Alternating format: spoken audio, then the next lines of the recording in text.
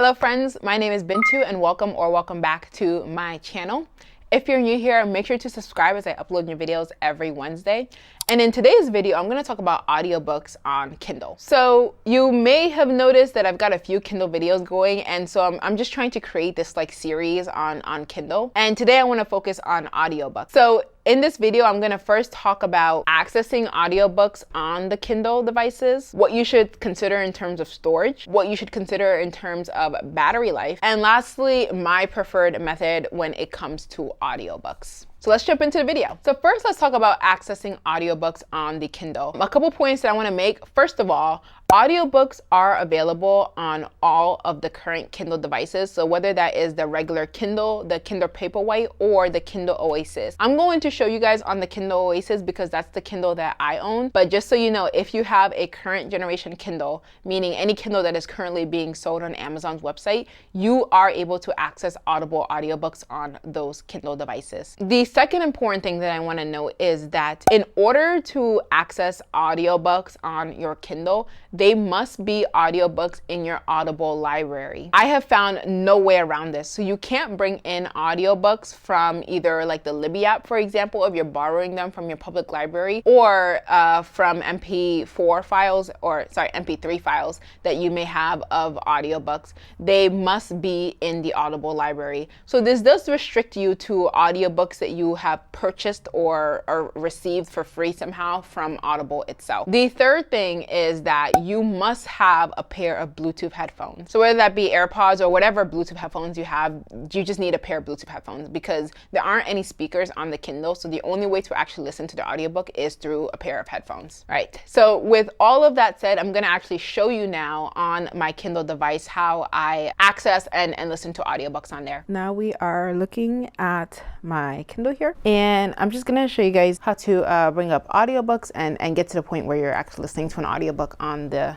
Kindle. So again, I have a Kindle Oasis. So that's the device that you are seeing here. And the first thing I'm going to do is, in order to bring up my audiobooks, is I'm going to click this filter button here, and then I'm going to pick Audible. And then it'll show all of the audiobooks that I own within Audible. And so you can see here everything that is inside of my Audible library. And if it has a book icon on there as well, that means that I also have the corresponding ebook version of it. Some of my some of my audio books here don't show that because I borrowed the book from my library, so it's not within the Amazon ecosystem. So let's pick a book that I want, or an audiobook that I want to download, and I'll do The Henna Artist by Alka Joshi. And so most of the time my Kindle is in airplane mode just for battery reasons, but you do need to take it out of airplane mode in order to download the audiobook. So while that's downloading, the other thing that we need to do once again is that you have to connect Bluetooth headphones to this device. So I'm just going to go into my settings, and I'm going to turn Bluetooth on. And then from here, if I do want to add a Bluetooth device, I'm going to go back to settings, and then I'm going to hit all settings. And under Wi-Fi and Bluetooth, I should be able to click on Bluetooth devices. And I have, for example, paired my AirPods to this before, so you can see that the device is there. And if I click on it, it will connect. Great. And so now my AirPods are connected, and this will work with any Bluetooth headphones. The reason that I can tell is up here there is this speaker icon. It's the volume icon. So that's how I am sure that I'm connected to my headphones. So now if I go back home, I can actually click download it over here, and then that will show that the audiobook has been downloaded. And I go ahead and click on it. It says 99% because I've already listened to this entire audiobook. But the nice thing about it is that it looks very similar to the app. So I can change the speed. I can change the volume as well. So I can increase it down here. It does show that I'm connected to the headphones over here, and all of the chapters are available over here as well. So I can go to any point in the audiobook and then play it from there. and I am hearing it play in my headphones right now. So overall, it's a pretty smooth process.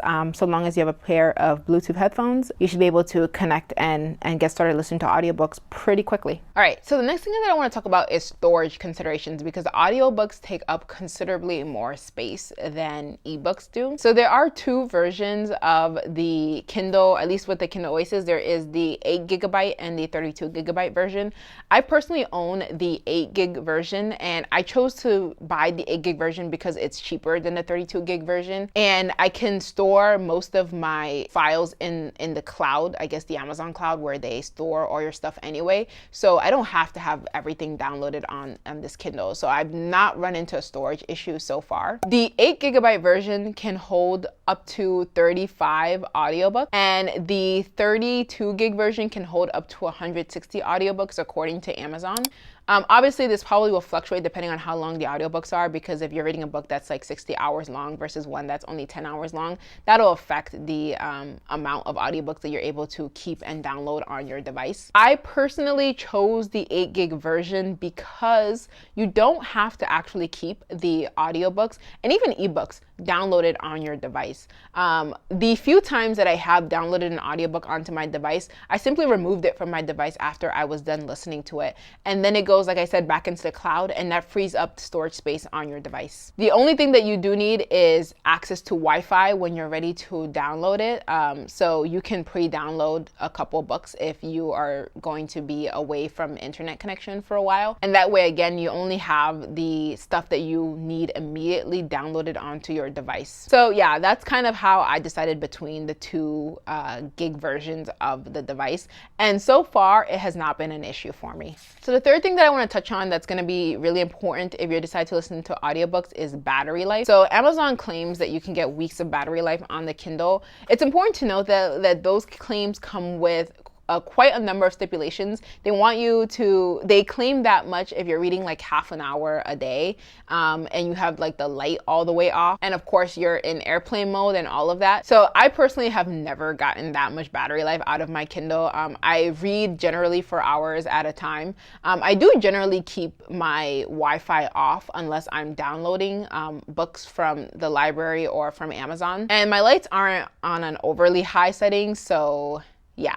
I imagine that it would be a lot worse if I continuously listened to audiobooks on this device. The total number of hours they say is about 16 hours of life with books, and it's about half of that with audiobooks. It's about 8 hours, which could probably get you through a full-length audiobook. So not terrible, but probably not the most efficient method of listening to audiobooks. Okay, so the last thing that I want to talk about is my preferred method for listening to audiobook, because I will say it is not using the Kindle devices. In general, I never use the Kindle for audiobook. I much prefer to listen to audiobooks using my cell phone, and this usually means that I am either using the Audible app itself for my Audible audiobooks.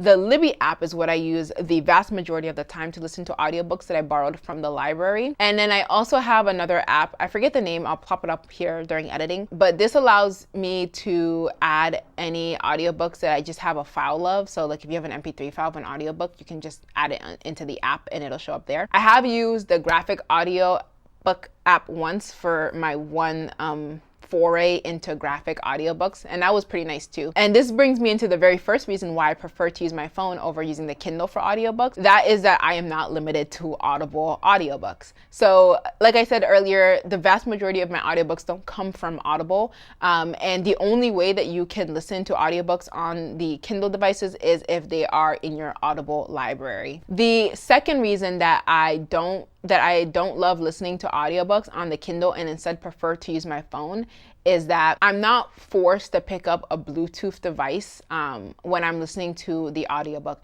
So sometimes, for example, if I am just in my apartment walking around and I don't have a pair of of headphones nearby, I can just play the audiobook through the speakers of my phone. And it's no muss, no fuss. It just automatically starts playing. Whereas if I wanted to do that on my Kindle, I would have to go and find my headphones, which I am not the best at keeping them where they should be. So sometimes that means I have to go on a search and rescue mission.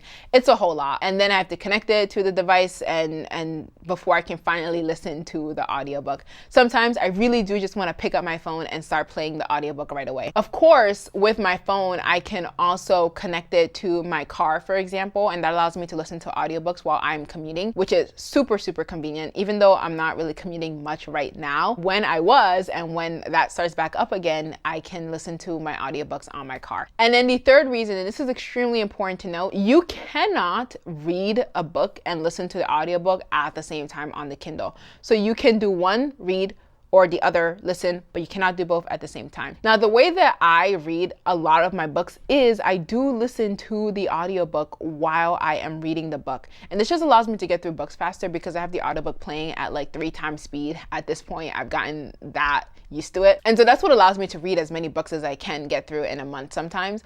And using just the Kindle to listen to the audiobook, I can't do that. And that defeats the purpose for the most part when it comes to me and audiobooks. It is very rare that I am purely listening to an audiobook version of a book. All right, so with all that said, my final thoughts, my final conclusion, I think that audiobooks on the Kindle device is nice. It's probably a nice selling point, and it's probably actually very useful for many people. But I think the vast majority of people that own Kindles probably also own smartphones, and therefore I don't think that audiobooks on the Kindle is the biggest selling point that it has.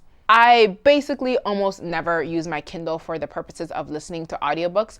I'm curious to know if anyone watching here does own a Kindle, how often they use their Kindle device for listening to audiobooks. I imagine that probably is not a majority of the people. Again, it can be a little bit tedious connecting headphones to the device and being limited to only using Audible audiobooks. And if Amazon ever gets to the point where you can actually do both though, then I would be a lot more on board than I currently am. All right, guys, I hope that you found this video useful. And if you did find this useful, make sure to check out some of my other Kindle videos. Thank you so much for watching, and I will see you in the next one.